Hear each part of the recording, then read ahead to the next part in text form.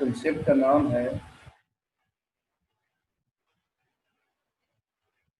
Rectangular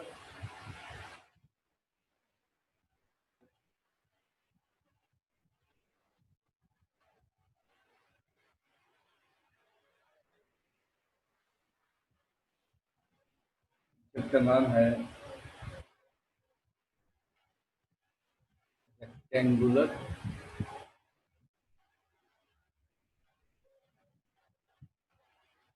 component of A vector.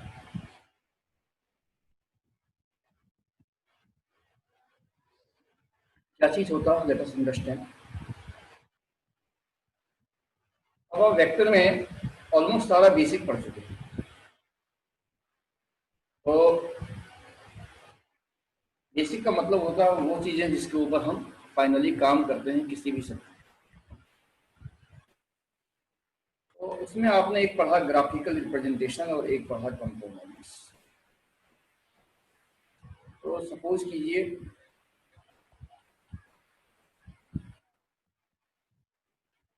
ये कोई vector है, जैसे ए, थोड़ा बड़ा बना देते हैं, से ए, से ए। उससे ग्राफिकल रिप्रेजेंटेशन है किसी भी वेक्टर का। ये फोर्स भी हो सकता है, वेलोसिटी भी हो सकता है, एक्सेलरेशन भी हो सकता है, डिस्प्लेसमेंट भी हो सकता है, कुछ भी हो सकता है। तो जो आपने कंसेप्ट पढ़ा उसके अकॉर्डिंग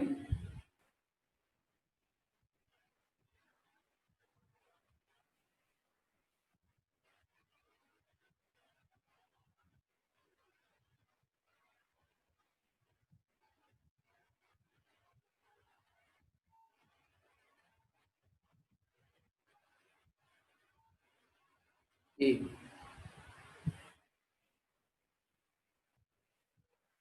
ये प्रोजेक्शन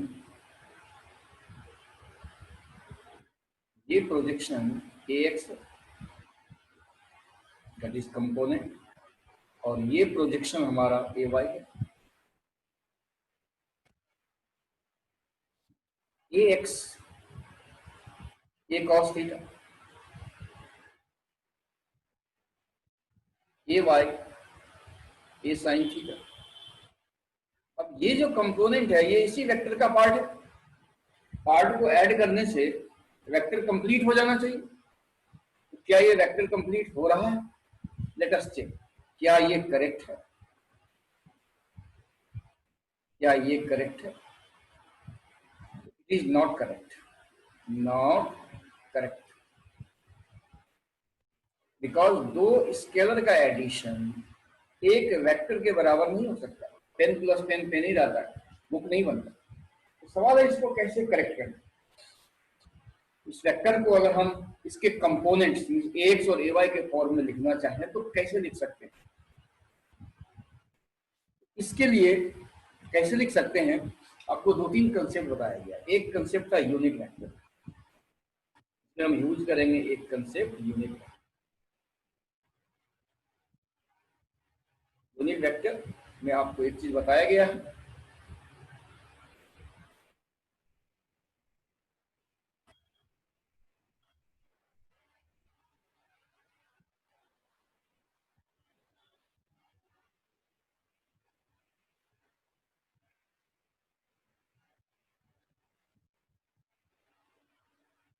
एक्स वाई और जेड।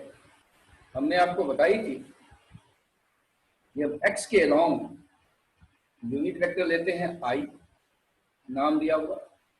वाई के अलोंग यूनिट वेक्टर लेते हैं जे,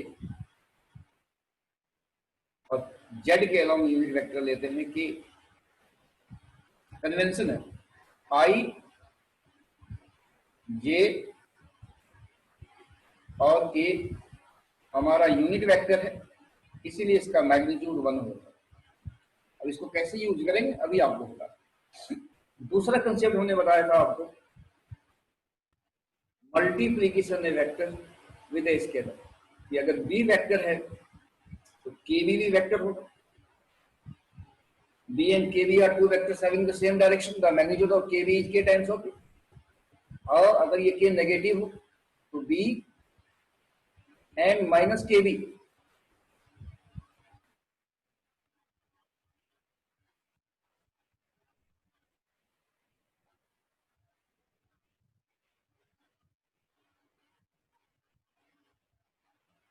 B and minus KB are two vectors having the opposite direction.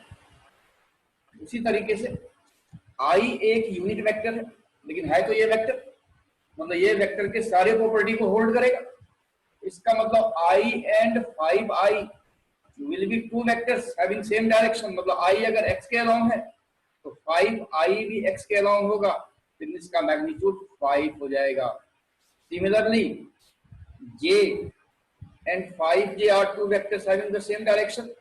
K and 3K are two vectors having the same direction. मतलब 5J will be a new vector along y direction. 3K will be a new vector along z direction. I hope कि आप इस चीज को समझ गए होंगे। ये दो कंसेप्ट हम यूज करें। ऐसे अभी आपको बताएं।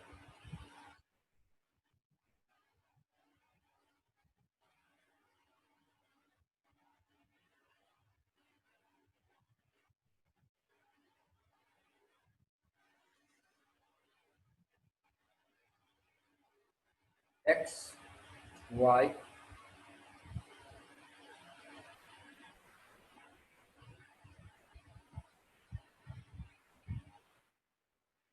a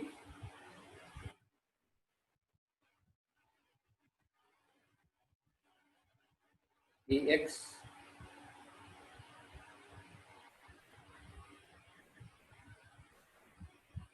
ay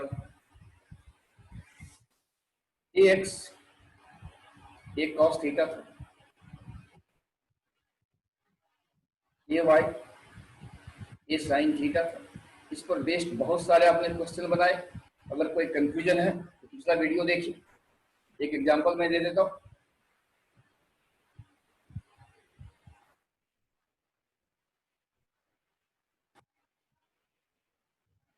एक्स और वाई, सपोज ये कोई वेक्टर है जिसका मैग्नीट्यूड 15 है, ये एंगल 37 डिग्री है, तो ये ax होगा और ये ay होगा अकॉर्डिंग टू रूट। तो ax क्या हो जाएगा 15 cos 37 और ay क्या होगा 15 sin 37। तो ये हो जाएगा आपका 15 इंटू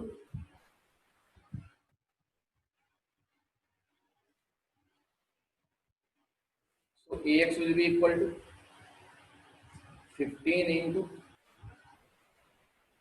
4/5 that is 12 और ay will be equal to 15 into 3/5 that is 9। लेकिन अगर यही वेक्टर सेकेंड क्यू में होता, यही वेक्टर अगर हमारा सेकेंड क्यू में होता, सेकेंड क्वाड्रेंट में,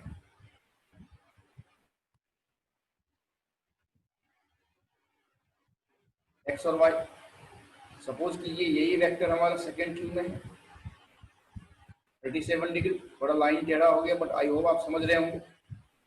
तो उस केस में ये एक्स होता और ये ए वाई होता। मैंने आपको प्रोजेक्शन मेथड में बताया था कि आपको एंगल हमेशा लेना है एक्स वाले लाइन के साथ, नॉट पॉजिटिव एक्स एक्सिस के साथ।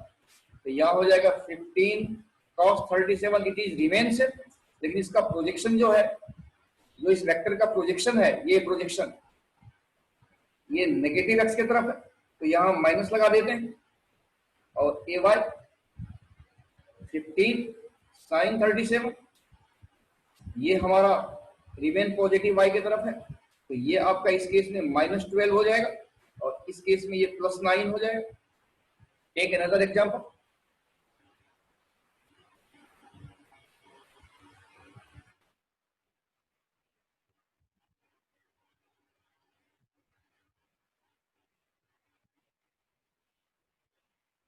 एक्स और वाई, सपोज ये वेक्टर थर्ड क्यू में है, suppose this is the vector 15 and this angle is 37 degree. Now in this case ax will be equal to remain 15 cos and ay will remain 15 sin। मैं इस पर सिर्फ projection method discuss कर रहा हूँ। Angle हमेशा x वाले line के साथ देंगे 37 एंड 37, लेकिन आप यहां ध्यान से देखिए, ये जो इसका प्रोजेक्शन है ये नेगेटिव x की तरफ है, नेगेटिव x, और ये y प्रोजेक्शन भी इसका नेगेटिव y की तरफ है, तो यहाँ दोनों जगह पर माइनस साइन लग जाएगा, दोनों जगह पे माइनस साइन लग जाएगा। सो it is -12 and it is -9। Last example,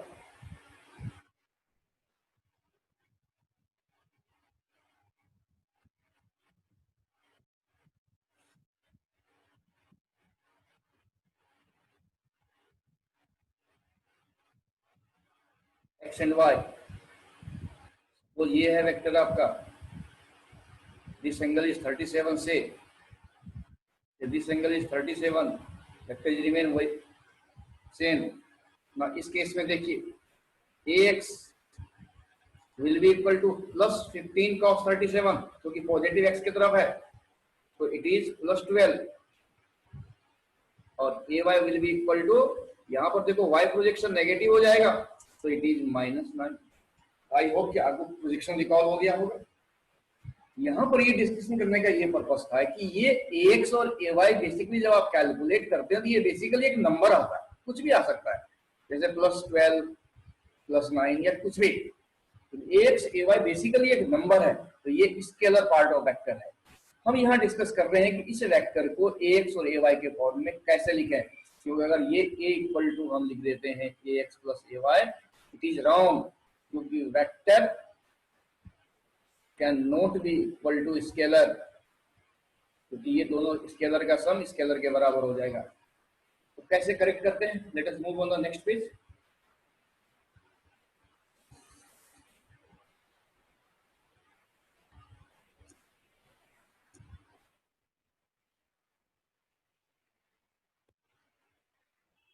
तो पिछले डिस्कशन में आई होप आप समझ गए होंगे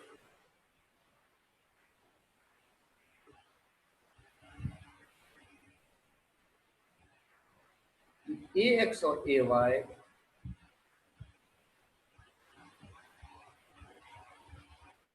ax और ay बेसिकली एक नंबर है, this angle is theta, suppose this is a vector a, ax equal to a cos theta, it is a number, and ay equal to a sin theta, it is a number. आप समझ रहे होंगे कैसे भी हम करेंगे यही आ जाएगा। अब x के अलोंग यूनिट वेक्टर क्या लेते हैं हम, i, y के अलोंग क्या लेते हैं, j। कंसेप्ट क्या है कि b अगर वेक्टर है तो kb भी वेक्टर होगा, b and kb are two vectors having the same direction, so on the in this concept, according to this concept, I and axi will be two vectors having the same direction। ax का कुछ भी हो सकता है, इस case में 12 हमने calculate किया, but it can be any numbers. So अगर i एक वेक्टर है तो axi भी एक वेक्टर होगा, क्योंकि b अगर वेक्टर होता है तो kb भी वेक्टर होता है।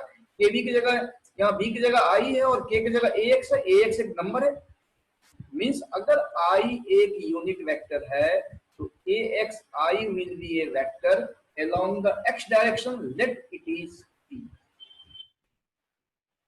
सिमिलरली अगर j एक वेक्टर है तो ayj will be also a vector, let this is equal to q।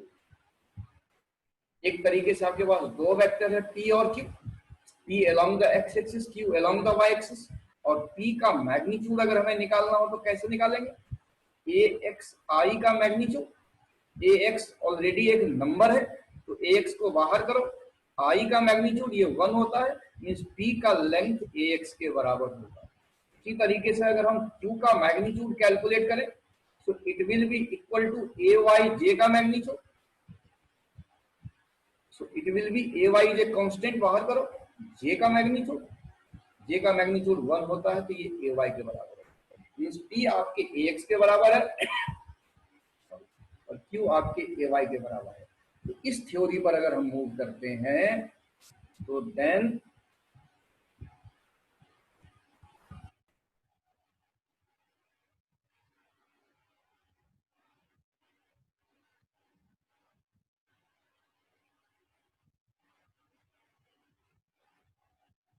x and y, आपके पास अब दो वेक्टर है, एक वेक्टर आपका p है along द x एक्सिस जिसकी लेंथ ay के बराबर है, और दूसरा वेक्टर आपके पास q है। आपके पास एक वेक्टर p है, दूसरा वेक्टर q है। p आपके ax के बराबर है, ये आपका ax आई है, और ये q आपका इसके बराबर है, ये y j के बराबर। तो अगर हमें ये बोला जाए calculate p plus Q, suppose सवाल है कैलकुलेट p प्लस, तो p के हेड पर q का टेल होगा, तो p के हेड पर q का टेल रखो, p के हेड पे q का टेल रखो, ये आपका q हो जाएगा इक्वल वेक्टर। अगर ये q है तो ये अगर q है तो ये भी q होगा जो ay j के बराबर है। तो इसका रिजल्टेंट क्या हो जाएगा, पहले का टेल और दूसरे का हेड रिजल्टेंट दे देगा, ये आपका p प्लस क्यू हो जाएगा, this will be equal to your p plus Q. Now compare करो बोर्ड डायग्राम को, ये p, let us change the colour, ये p इस ax के बराबर है और ये q इस ay के बराबर है, तो दोनों ट्रायंगल कंग्रुएंट है, ये 90 डिग्री है, इसका मतलब ये p प्लस क्यू a के बराबर हो जाएगा। So a can be written as p plus Q, p is axi, q is ayj। Now इसका मैग्नीट्यूड देखो, तो p का मैग्नीट्यूड कितना हो जाएगा,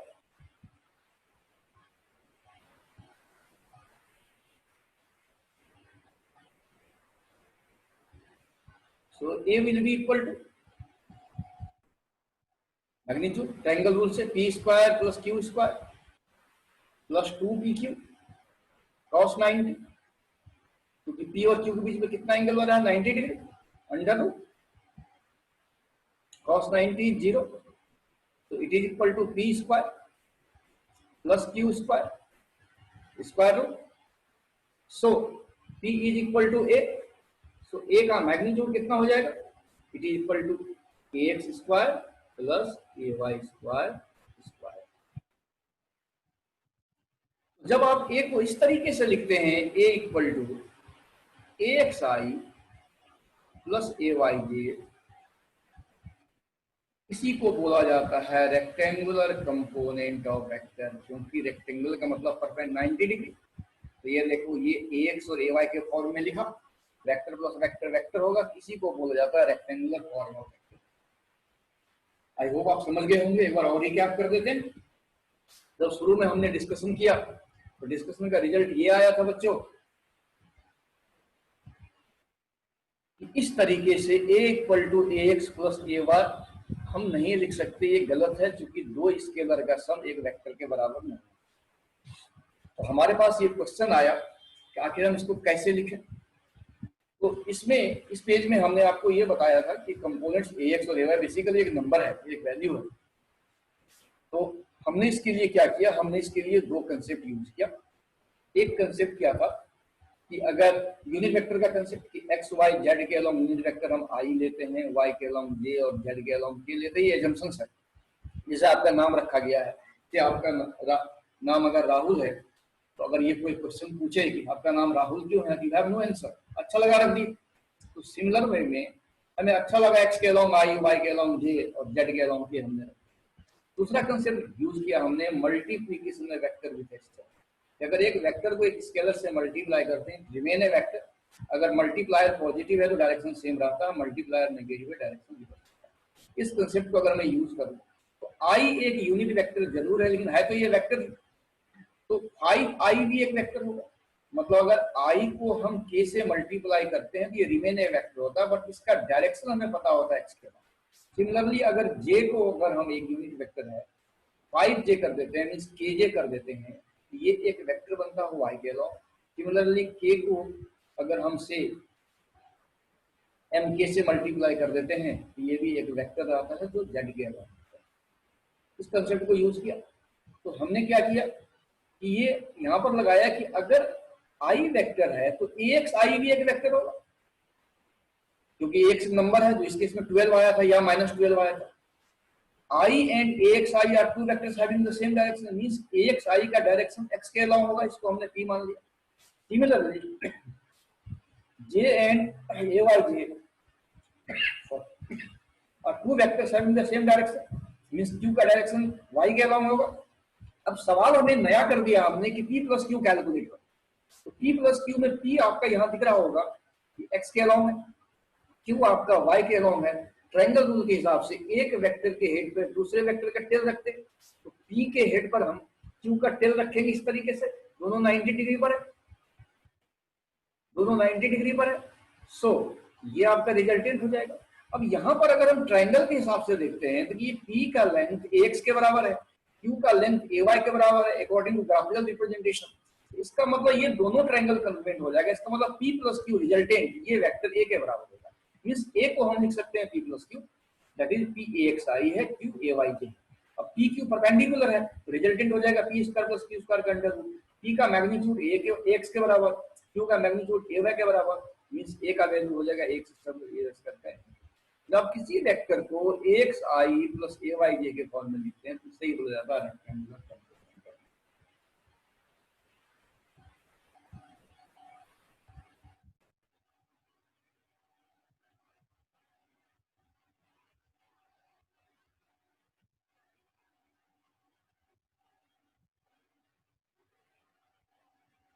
x y और z।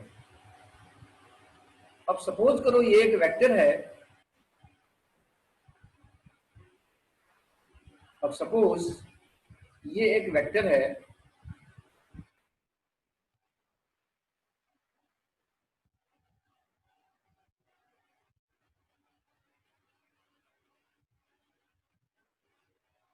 ए, इसके तीनों कंपोनेंट्स हैं। उस केस में ए को लिख सकते हैं हम axi plus ayj plus az, और उस केस में इसका मैग्नीट्यूड हो जाएगा ax square plus ay square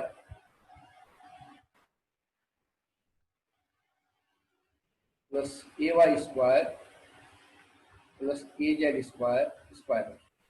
इसके तीनों कंपोनेंट 3D वेक्टर होता है। इसको और एलोबरेट करने के लिए आप ऐसे समझें,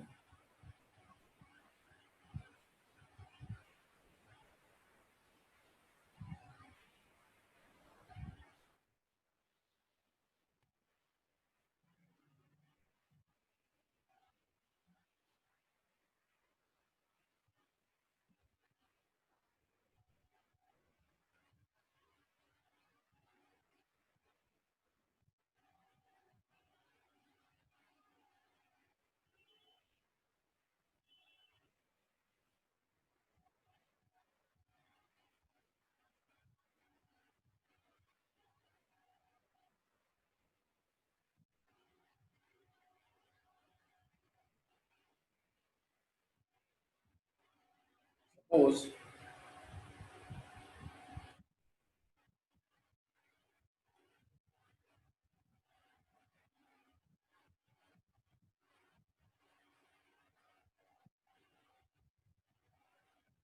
ये एक क्यूब है, मान लो जैसे आपका कमरा जिस कमरे में आप पढ़ रहे हैं एक्स वाई एंड जेड, या एक्स वाई एंड जेड।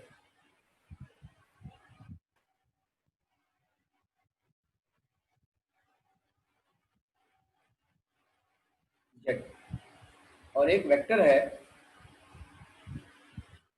ये आपके कमरे के एक कॉर्नर से दूसरा डायगोनली अपोजिट कॉर्नर। उस केस में अगर इस वेक्टर को मैं OA बोलूं, तो OA का ये एंगल अगर थीटा है तो ये हो जाएगा आपका, सपोज करो ये B है,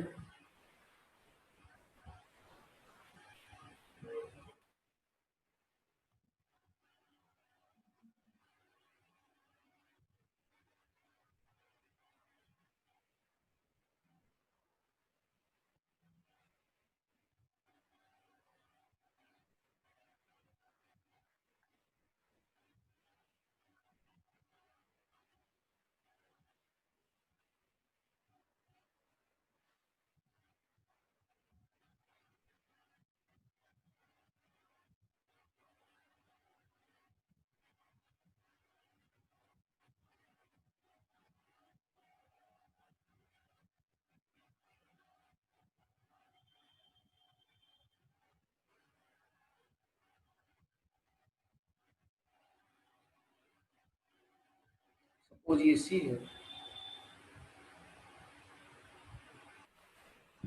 तो OB can be written as according triangle rule OC plus CB and OA can be written as OB plus BA according to triangle rule. Then OA can be written as OC plus CB plus BA. Now let this is equal to P, this is equal to Q, then OP, then OP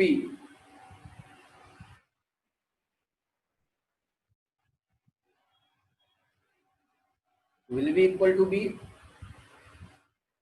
will be equal to AZK, OC will be equal to AYJ and OQ equal to CV equal to AXI. So OA can be written as, so OA can be written as OQ, which is equal to CV plus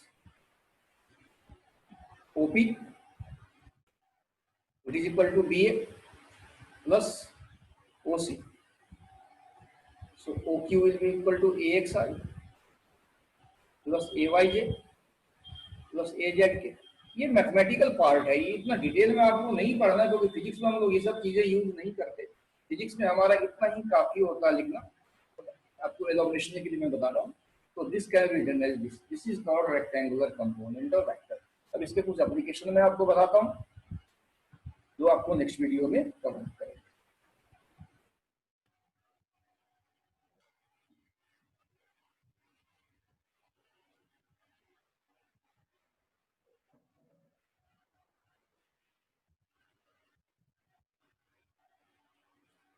next page, अब इसका use किया है।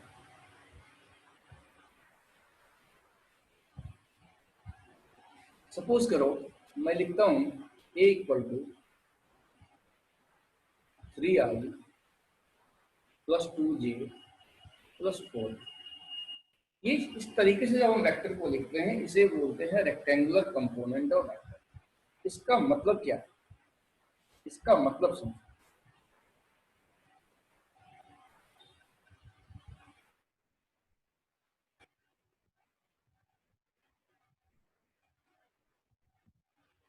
इसका मतलब है ये जो a है ये सम ऑफ 3 वेक्टर है,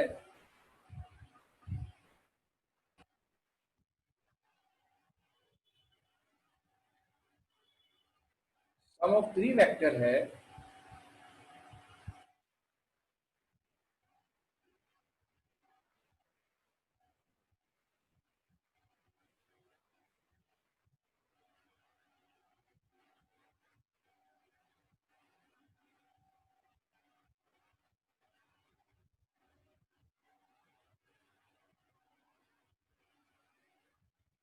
एक वेक्टर आपका x के अलोंग है 3i, दूसरा वेक्टर y के अलोंग है 2j, तीसरा वेक्टर z के अलोंग है 4j।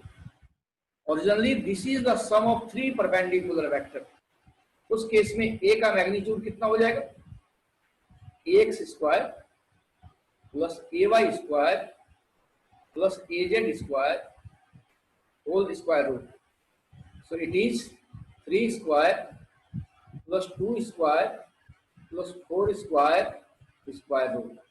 It is 9 plus 4 plus 16। It is square root of 29. Okay. Take another vector. Say b equal to 3i, not 3i. It is say 5i plus 3j plus k 2k. Now ये दो vector का composition, तीन vector का 5i x के long, 3j y के long और 2k z के long. तो रेक्टेंगुलर कंपोनेंट पढ़ने से क्या बेनिफिट होगा, अगर हम a प्लस b करते हैं suppose, then it will be equal to 3i plus 2j plus 4k plus 5i plus 3j plus 2k। अब यहां पर हम बच्चों को एक सवाल पूछते हैं कि बच्चों क्या वेक्टर अलजेब्रिक रूल को फॉलो करता है। डेफिनेशन के स्टार्टिंग में मैंने बताया था कि वेक्टर एक ऐसा क्वांटिटी है जो अलजेब्रिक रूल को फॉलो नहीं करता। तो बच्चे क्या होता है कि तफाक से हमें जवाब देते हैं कि सर नहीं करता। आइए आपको कुछ दिखाते हैं। जब आप वेक्टर एडिशन पढ़ते थे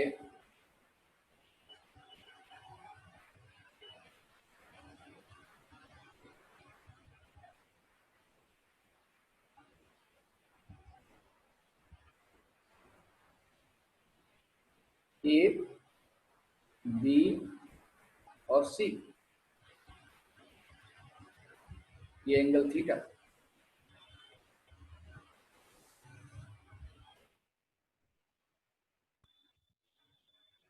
तो सी का मैग सी होता था हमारा ए प्लस बी। अब यहां मैं बच्चों से पूछता हूं क्या ये अलजेब्रिक रूल को फॉलो करता है, तो बच्चे छूटते ही जवाब देते हैं सर नहीं करता। आइए देखते हैं।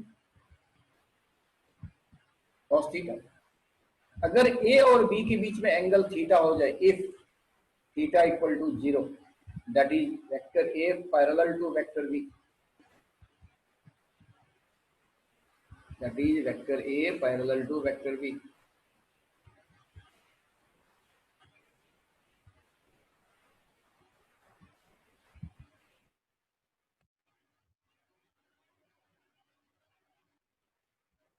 ए बी, ये दोनों केस में ए और बी पैरेलल है, तो cos 0 कितना हो जाएगा बच्चों 1। सो सी कितना हो जाएगा a square plus b square plus 2ab cos 0, cos 0 is 1, so this is a square plus b square plus 2ab, so this is equal to a plus b whole square under root, so c will be equal to a plus b, means here a plus b equal to c, तो c होता है a plus b अगर a vector parallel to vector b होता है। Means shortcut में a plus b का मैग्नीट्यूड इस केस में 3 plus 2 will be equal to a plus b if a parallel to b। तो देखिए डेफिनेशन को थोड़ा सा मॉडिफाई करो। अगेन मैं आपसे सवाल पूछ रहा हूं क्या वेक्टर अलजेब्रिक रूल को फॉलो करता है, आपका जवाब होगा सर यस करता है, बशर्ते कि provided it is parallel to each other, otherwise नहीं करता। इसके अलावा वेक्टर कहीं भी अलजेब्रिक रूल को फॉलो नहीं करता। Come to the back page. अब देखो इस कंसेप्ट को अप्लाई करो। ये 3i और ये 5i सेम डायरेक्शन में है, पैरेलल है, तो अलजेब्रिक रूल को फॉलो करेगा, so it can be written as 8i। ये 2j और ये 3j पैरेलल है, सो ये अलजेब्रिक रूल को फॉलो करेगा, सो इट इज 5j। ये 4k और ये 2k पैरेलल है, so it is equal to 6k। ये बेनिफिट है, अगर इसको हम c मान लें, ये बेनिफिट है हमें रेक्टेंगुलर कंपोनेंट पढ़ने में।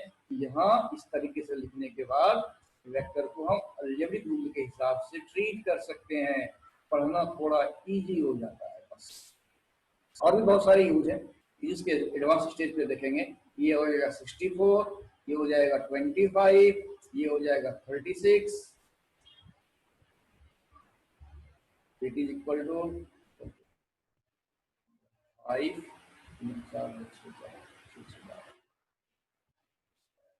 so it is your required answer. Take another example.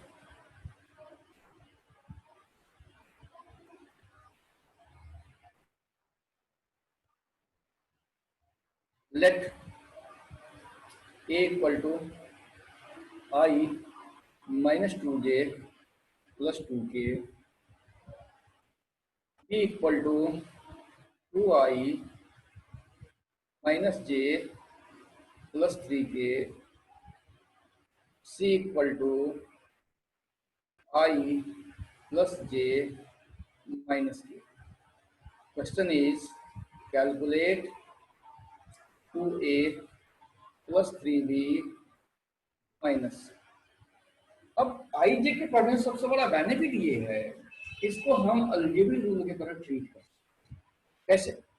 2i कितना हो जाएगा, 2a कितना हो जाएगा, it will be equal to 4a को 2 से मल्टीप्लाई कर दो, i minus 2j plus 2k, जैसे अलजेब्रा में आप करते हैं।